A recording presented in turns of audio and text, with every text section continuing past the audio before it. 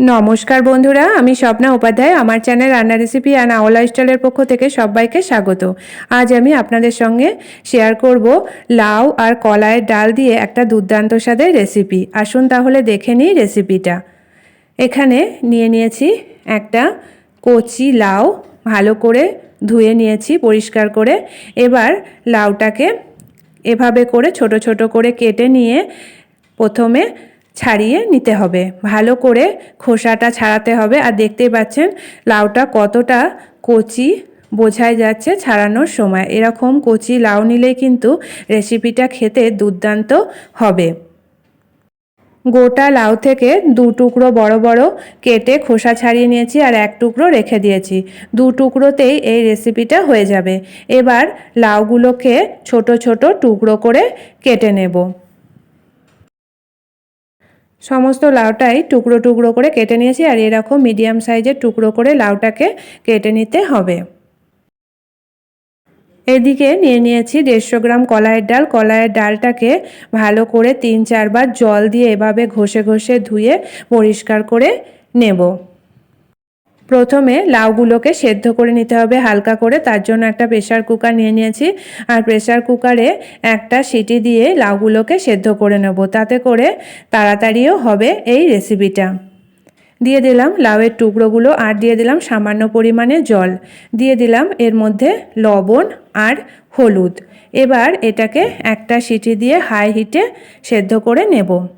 লাউটাকে সেদ্ধ করে নিয়েছি, তবে খেয়াল রেখে সেদ্ধ করতে হবে যেন খুব বেশি সিদ্ধ না হয়ে যায়, তাহলে কিন্তু খেতে ভালো লাগবে না। আর দেখতেই পাচ্ছেন লাউটা কিন্তু ঠিকঠাকই সিদ্ধ হয়েছে, খুব বেশি গলেও যায়নি, গোটা গোটাও রয়েছে, আবার ভালোভাবে সিদ্ধও হয়ে গেছে।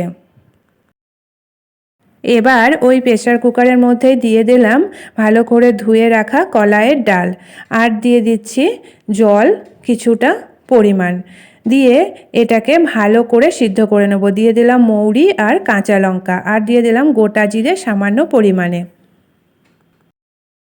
এবার দেখে নেব কলাইয়ের ডালটা ভালোভাবে সিদ্ধ হয়েছে কিনা। তবে কলাইয়ের ডালটাও কিন্তু খেয়াল রেখে সিদ্ধ করতে হবে যাতে খুব বেশি সিদ্ধ না হয়ে যায়, তাহলে কিন্তু খেতে ভালো লাগবে না। দেখতেই পাচ্ছেন জলটাও শুকিয়ে গেছে, আবার ভালোভাবে সিদ্ধও হয়ে গেছে। এবার ডালটাকে একটা চামচের সাহায্যে এই প্রেসার কুকারের মধ্যেই এভাবে করে গলিয়ে নিতে হবে, তাতে করে ডালটা খেতে খুবই সুস্বাদু হবে। এদিকে মশলার জন্য নিয়ে নিয়েছি আদা অল্প করে আর নিয়ে নিয়েছি এখানে কাঁচা লঙ্কা 2-3টে, নিয়ে নিয়েছি গোটা জিরে সামান্য পরিমাণে আর নিয়ে নিয়েছি মৌরি 1.5 চামচ। এবার এই মশলাগুলোকে ভালো করে পেস্ট করে নেব। কড়াইয়ে সর্ষের তেল হাই হিটে গরম করে নিয়েছি আর দিয়ে দিলাম ফোড়নের জন্য শুকনো লঙ্কা, তেজপাতা আর দিয়ে দিলাম 5 ফোড়ন 1/2 চামচ, দিয়ে দিলাম গোটা জিরে অল্প পরিমাণে। ভালো করে ফোড়নটাকে ভেজে নিয়েছি। এবার দিয়ে দিলাম সেদ্ধ করে রাখা ডাল আর দিয়ে দিলাম এর মধ্যে স্বাদ মতো লবণ আর দিয়ে দেব একদম সামান্য পরিমাণে হলুদ, দিয়ে দিচ্ছি স্বাদ মতো চিনি, দিয়ে দিলাম আবারও বেশ খানিকটা পরিমাণে জল। ভালো করে মিশিয়ে দিয়ে হাই হিটে ফুটতে দিয়েছি। হাই হিটে ফুটে উঠেছে, এবার এর মধ্যে দিয়ে দিলাম সিদ্ধ করে রাখা টুকরো লাউগুলোকে। লাউগুলো দিয়ে এবার এর মধ্যে দিয়ে দিচ্ছি পেস্ট করে রাখা মশলাটা দিয়ে আবারও হাই হিটে ফুটতে দেব 3 থেকে 4 মিনিট। তৈরি হয়ে গেল আমাদের বাঙালির সব থেকে প্রিয় নিরামিষ রেসিপি লাউ দিয়ে কলাইয়ের ডাল। এবার এটাকে নামিয়ে নেব। তাহলে বন্ধুরা, আপনারা চাইলে আমার মতো করে এই রেসিপিটা একবার বাড়িতে বানিয়ে দেখতে পারেন। আশা করি সকলের খুবই ভালো লাগবে। আর এই লাউ দিয়ে ডাল আমার যেমন খুবই প্রিয়, আশা করি আপনাদেরও কিন্তু খুবই প্রিয়। তাহলে ঝটপট আপনারাও কিন্তু এই রেসিপিটা একবার বাড়িতে বানিয়ে ফেলুন।